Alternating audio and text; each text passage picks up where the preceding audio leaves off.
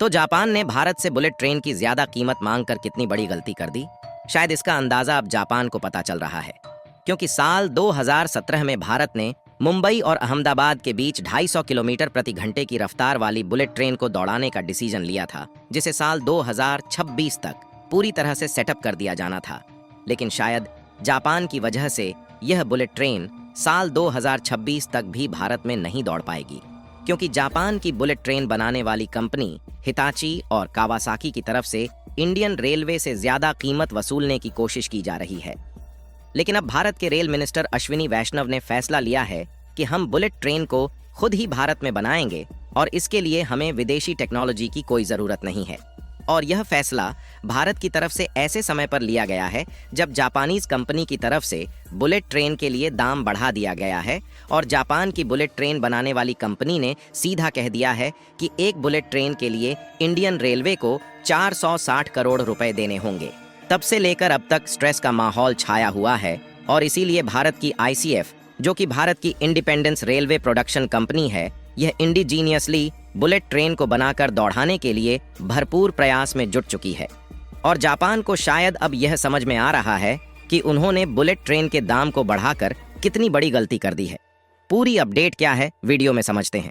लेकिन आगे बढ़ने से पहले भारत ने स्वदेशी तौर पर बुलेट ट्रेन बनाने का फैसला ले लिया है। इसके लिए वीडियो को एक लाइक करके चैनल को सब्सक्राइब जरूर कर लीजिए, क्योंकि यह आपके लिए 1 सेकंड का काम है, लेकिन इससे हमारी काफी बड़ी मदद होती है। दरअसल भारत जल्द ही बुलेट ट्रेन दौड़ाने की राह पर आगे बढ़ रहा है, जो कि भारत का एक हाई स्पीड रेल प्रोजेक्ट है, क्योंकि इसके लिए भारत में मुंबई और अहमदाबाद के बीच ट्रैक बिछाया जा रहा है, जिसका 80% काम पूरा भी हो चुका है।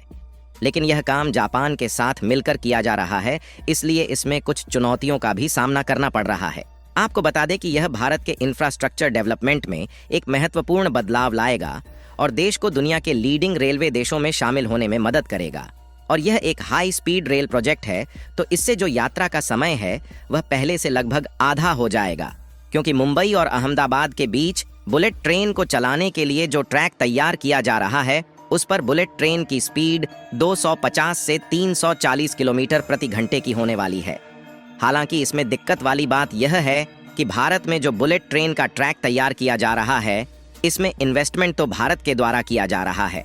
लेकिन इसमें जो टेक्नोलॉजी इस्तेमाल हो रही है वह पूरी तरीके से जापान की है। क्योंकि देखा जाए तो जापान पिछले कई सालों से बुलेट ट्रेन के मामले में सबसे आगे रहा है और हमारे पास हाई स्पीड बुलेट ट्रेन को बनाकर खुद के बलबूते दौड़ाने की टेक्नोलॉजी मौजूद नहीं है। और इसलिए जापान अब बुलेट ट्रेन की कीमत को भारत के लिए बढ़ा चुका है और बुलेट ट्रेन बनाने वाली जापान की कंपनी हिताची और कवासाकी, दोनों कंपनियों का कहना है कि वह एक बुलेट ट्रेन के लिए इंडियन रेलवे से लगभग 460 करोड़ रुपए लेंगे। और देखा जाए तो यह एक हिसाब से काफी ज्यादा अमाउंट है जो कि इंडियन रेलवे से जापान की कंपनी मांग कर रही है। वहीं दूसरी तरफ जापानीज कंपनी का कहना है कि भारत में क्लाइमेट चेंज बिल्कुल अलग है, इसलिए हमारे पास जो एग्जिस्टिंग बुलेट ट्रेन है उनमें भारत के एनवायरनमेंट के हिसाब से बदलाव करने होंगे। और क्योंकि यह ऑन दी सेल प्रोडक्ट नहीं है, इसलिए जापान की बुलेट ट्रेनों को प्रॉपर तरीके से भारत में दौड़ने के लिए उसमें बहुत सारे मॉडिफिकेशन करने होंगे, जैसे कि एयर कंडीशनिंग और फिर धूल को कंट्रोल करने के लिए क्या क्या किया जाना है, इन सभी को फिगर आउट करके भारत की वेदर कंडीशन के हिसाब से मॉडिफिकेशन किया जाएगा। इसलिए जापान से इंडियन रेलवे के लिए बुलेट ट्रेन लेना थोड़ा महंगा पड़ रहा है। वैसे जापान को जब इसकी कीमत बढ़ाना ही था, तो जापान की बुलेट ट्रेन बनाने वाली कंपनियां भारत की आईसीएफ, जो कि इस समय इंडियन रेलवे के प्रोजेक्ट को संभाल रही है, इनके साथ मिलकर इन बुलेट ट्रेन को बना सकती थी। इससे हमारे लिए बुलेट ट्रेन थोड़ा सस्ती पड़ जाती और इन बुलेट ट्रेन को जापान की टेक्नोलॉजी पर भारत में बनाकर तैयार कर लिया जाता। लेकिन शायद जापान ऐसा करना ही नहीं चाहता।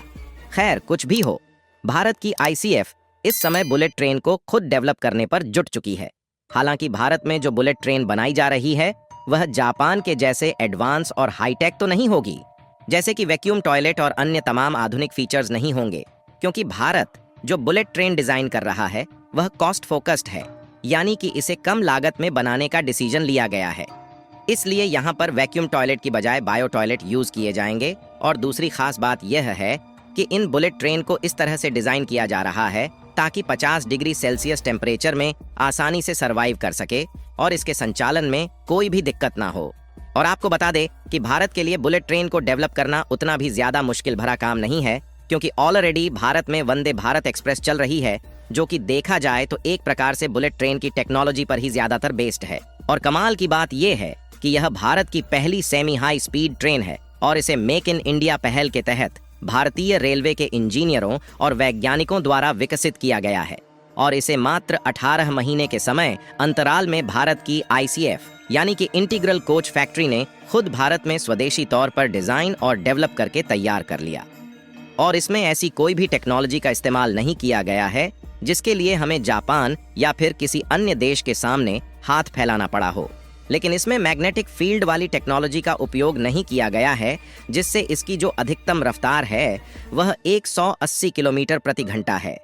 यानी कि इसे हाई स्पीड रेल प्रोजेक्ट के तहत अभी नहीं माना जा रहा है। और भारत की जो पहली बुलेट ट्रेन होगी उसे मुंबई और अहमदाबाद के बीच चलाया जाएगा और इसकी स्पीड 250 किलोमीटर प्रति घंटे से 340 किलोमीटर प्रति घंटे तक होने वाली है, क्योंकि इसमें मैग्नेटिक फील्ड की टेक्नोलॉजी का इस्तेमाल करके बनाया जाना है, जिससे पूरे तरीके से कंप्लीट होने में 1-2 सालों का और समय लग सकता है। और भारत इतने तक ही सीमित नहीं रहने वाला, बल्कि जल्द ही अंडर सी यानी कि समुद्र के अंदर से बुलेट ट्रेन को चलाने के लिए टनल के निर्माण का काम भी शुरू होने जा रहा है। और इस तरीके के अंडर वाटर टनल का निर्माण लगभग 10 मंजिलें की गहराई में किया जाएगा, जिसमें कोशिश यह रहेगी कि भारत और UAE के बीच एक ऐसा अंडर वाटर टनल तैयार किया जाए जिसमें बुलेट ट्रेन सीधे रास्ते के साथ ट्रेवल कर सके। हालांकि यह इतना भी आसान नहीं है, इसलिए शायद हमें विदेशी कंपनियों की भी मदद लेनी पड़ेगी, फिर चाहे भले ही इन्वेस्टमेंट ज्यादा ही क्यों ना हो, क्योंकि इस तरीके के प्रोजेक्ट में सिक्योरिटी का भी विशेष ध्यान रखा जाना सबसे ज्यादा जरूरी है।